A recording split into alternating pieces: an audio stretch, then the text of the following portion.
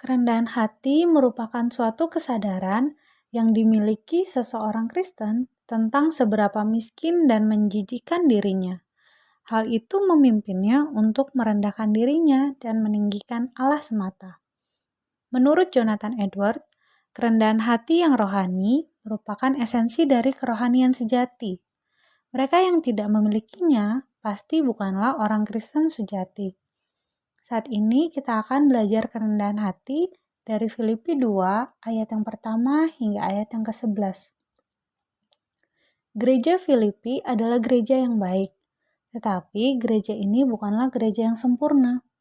Dalam gereja ini terdapat pertengkaran atau perpecahan. Oleh sebab itu, Paulus memberi nasihat bagaimana harusnya orang-orang Kristen memelihara kesatuan tubuh Kristus.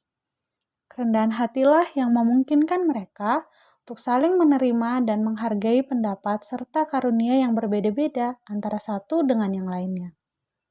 Rasul Paulus menasihatkan orang-orang Kristen di Filipi agar sehati, sepikir, satu kasih, satu jiwa, dan satu tujuan dengan tidak mencari kepentingan diri sendiri atau mencari pujian yang sia-sia. Sebaliknya, hendaklah dengan rendah hati menganggap yang lain lebih utama daripada dirinya sendiri. Persahabatan seringkali rusak ketika kita mulai mencari kepentingan diri sendiri atau mencari pujian yang sia-sia. Di dalam Kristus ada nasihat, ada penghiburan, ada kasih, ada persekutuan roh, ada kasih mesra, dan belas kasihan.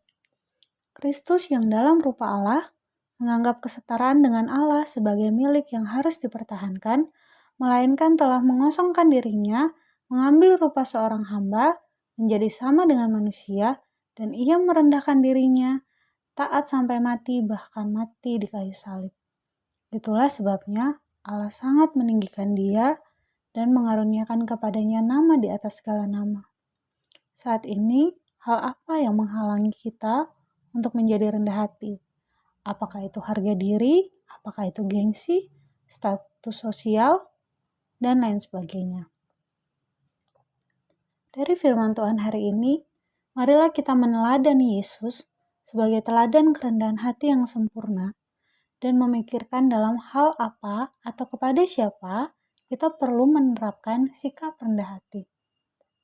Mari kita terus belajar bersama-sama untuk dapat memiliki kerendahan hati dalam seluruh aspek hidup kita sebagai seorang murid Kristus.